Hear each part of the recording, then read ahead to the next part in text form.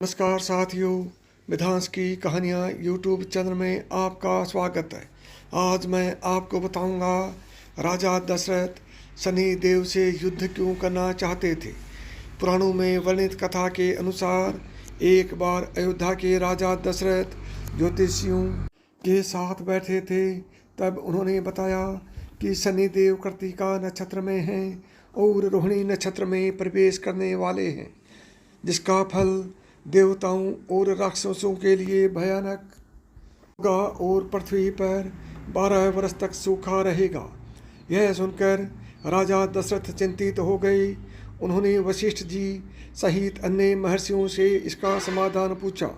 उन सभी ने कहा कि इसका समाधान ब्रह्मा जी के पास भी नहीं है।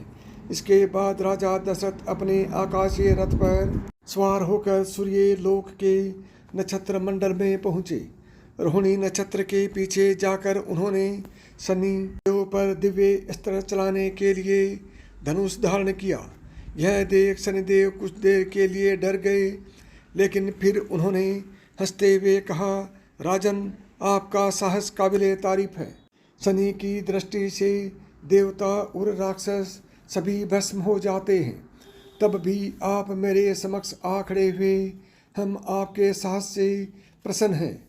जो भी वरदान चाहिए हो वो हमसे मांग लो। इस पर राजा दशरथ ने कहा कि जब तक सूर्य और चंद्रमा है तब तक आप रोहिणी नक्षत्र में प्रवेश न करिए। यही मैं आपसे मांगता हूँ। इस पर उन्होंने तथास्तु कहा। शनिदेव ने दशरथ जी से कहा कि मैं बहुत खुश हूँ, दूसरा वर मांगो। तब राजा दशरथ ने कहा कि 12 वर्षों तक पृथ्वी पर कभी भी सूखा और अकाल नहीं पड़े।